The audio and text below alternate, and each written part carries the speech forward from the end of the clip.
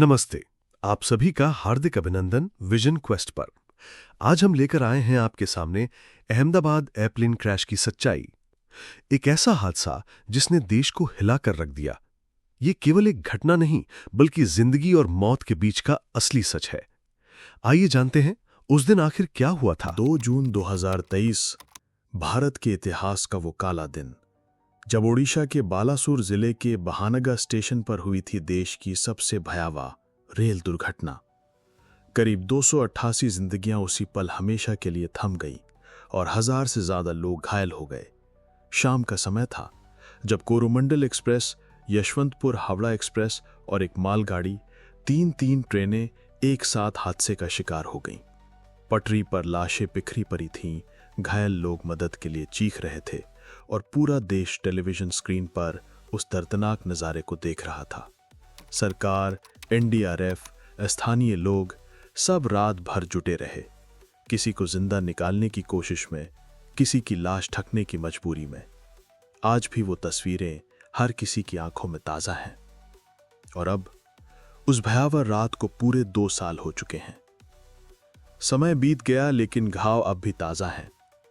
लेकिन बहानगा का वो जख्म भर भी नहीं पाया था कि देश को झकझोर देने वाली एक और दुर्घटना हुई। और इस बार हादसा जमीन पर नहीं बल्कि आसमान में था। 12 जून 2025 अहमदाबाद एयरपोर्ट से उड़ान भरने वाली एक फ्लाइट जिसने सैकड़ों मुसाफिरों के सपनों को अपने पंखों पर लिया, लेकिन कुछ ही पलों में उन सपनों को राख में बदल दिया। अहमदाबाद का एक बिल्कुल साधारण सा मंगलवार। एयरपोर्ट पर रोज की तरह हलचल थी। कोई बिजनेस ट्रिप पर जा रहा था, कोई पढ़ाई के लिए विदेश और कोई अपने परिवार से मिलने। आज की सबसे अहम फ्लाइट थी एयर इंडिया फ्लाइट AI-171, एक आधुनिक बोइंग 787-8 ड्रीम लाइनर। ये विमान अपनी अत्याधुनिक टेक्नोलॉजी, बेहतर ईंधन दक्षता और आरामदायक सीटिंग के लिए जाना जाता है। अक्सर इसे लंबी अंतर्राष्ट्रीय उड़ानों के लिए सबसे सुरक्षित विकल्प माना जाता है। ये उड़ान अहमदाबाद से लंदन गैटविक के लिए निर्धारित थी। बोर्ड पर कुल 230 यात्री और 12 क्रू मेंबर सवार थे। यात्रियों में 169 भारतीय, 53 ब्रिटिश, 7 पुर्तगाली और 1 कनाडियन शामिल थे। इनमें से 13 बच्चे, जिनमें 2 नवजात शिशु भी शामिल थे। वहीं क्रू में 2 पायलट और 10 फ्लाइट अटेंडेंट्स शामिल थे। इस उड़ान के कमांड में थे कैप्टन सुमीत सभरवाल, एक अत्यंत अनुभवी पायलट जिनके पास 8200 से अधिक उड़ान घंटे थे। उन्होंने सिर्फ ड्रीम लाइनर ही नहीं बल्कि कई अन्य विमानों पर भी उड़ान भरी थी। इसके साथ ही वे एयर इंडिया के लाइन ट्रेनिंग कैप्टन भी थे, यानी नए पायलट्स को ट्रेनिंग देने की जिम्मेदारी भी निभाते थे। उनके साथ थे फर्स्ट ऑफिसर क्लाइव कुंडर। वे लगभग 1100 उड़ान घंटे पूरे कर चुके थे और लंबे रूट्स तथा इमरजेंसी प्रक्रियाओं में प्रशिक्षित थे। भारतीयों को विश्वास था कि इतने अनुभवी पायलट और विश्व स्तरीय विमान उन्हें सुरक्षित मंजिल तक पहुंचाएंगे। लेकिन उस दोपहर किस्मत ने कुछ और ही लिख रखा था।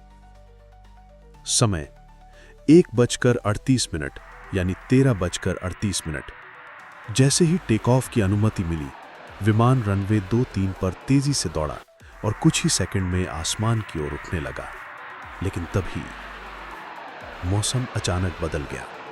काले बादल, तेज हवाएं और बिजली की गर्जन ने विमान को हिला दिया। यात्रियों ने अपनी सीट बेल्ट कस ली। एयर होस्टेस ने मुस्कुराकर भरोसा दिलाने की कोशिश की, पर किसी को अंदाजा नहीं था कि आगे क्या होने वाला है।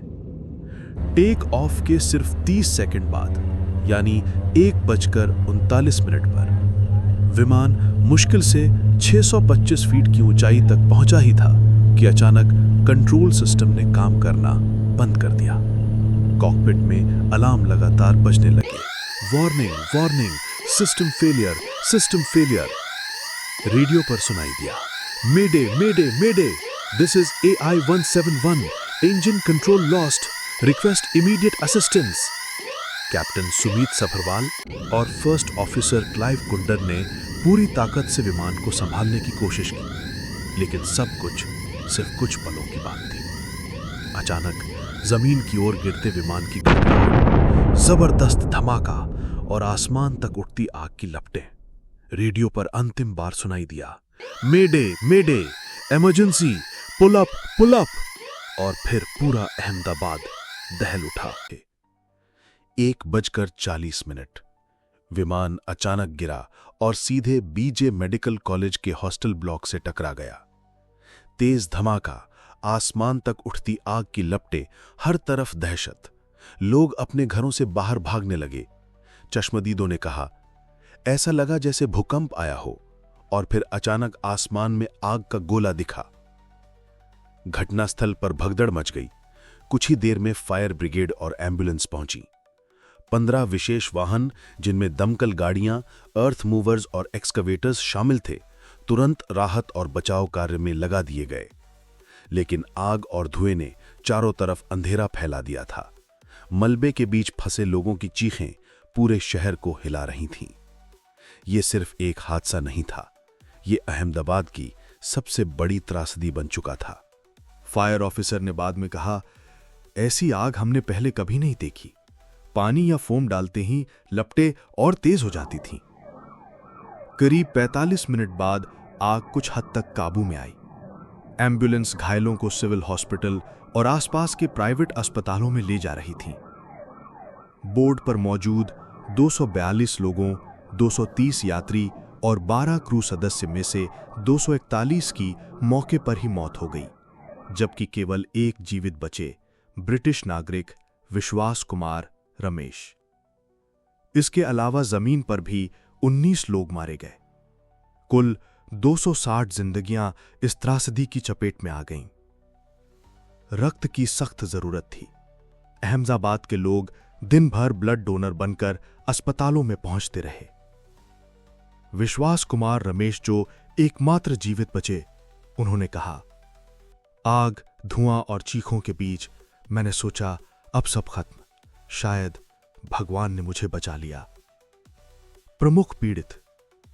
इस हादसे में कुछ नामचीन व्यक्तियों ने भी अपनी जान गंवाई। पूर्व गुजरात मुख्यमंत्री विजय रूपाणी, जिनकी पहचान डीएनए से हुई। स्थानीय परिवार जैसे रविंद्र सिंह चौधरी और उनकी पत्नी, जो सिर्फ आधार कार्ड संशोधन के लिए निकले थे। निश्चित होते सरकार ने उच्च स्तर की बैठक बुलाकर राहत कार्य तेज करने के निर्देश दिए, लेकिन मीडिया ने सवाल उठाना शुरू कर दिया।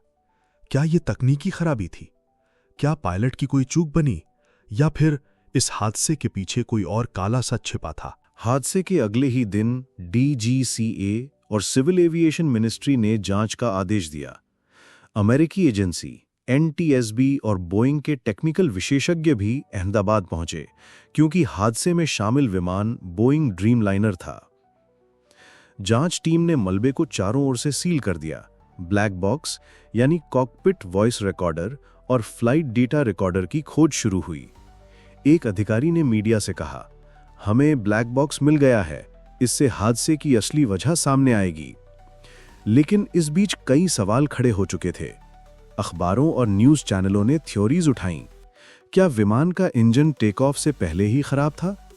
क्या फ्यूल टैंक्स में लीक था? क्या पायलट ने सही इमरजेंसी प्रोसीजर फॉलो किया था? या फिर ये एक आतंकी साजिश थी? लोगों के बीच डर और गुस्सा दोनों बढ़ने लगे। प्रधानमंत्री का बयान, ये एक राष्ट्रीय त्रासदी है, हर पीड़ित परिवार को न्याय और मुआवजा मिलेगा, सच छिपाया नहीं जाएगा। गुजरात सरकार ने भी पीड़ित परिवारों को मुआवजा और फ्री मेडिकल सपोर्ट की घोषणा की। इस हादसे के बाद टाटा ग्रुप ने भी पीड़ित परिवारों के लिए आर्थिक सहयोग का ऐलान किया।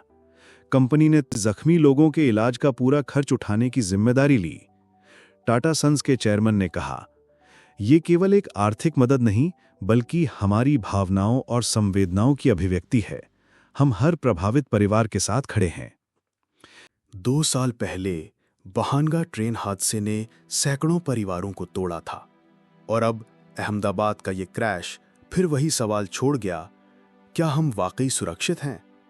क्या ये सिर्फ हादसे हैं या किसी गहरी साजिश के हिस्से? मलबे के ढेर से निकले सवाल अब भी जिंदा हैं, जिन्हें शायद आने वाले सालों तक इतिहास याद रखेगा, क्योंकि ये कहानी सिर्फ मौत की नहीं, बल्कि उन रहस्यों की है जो आज भी आसमान में तैर रहे हैं।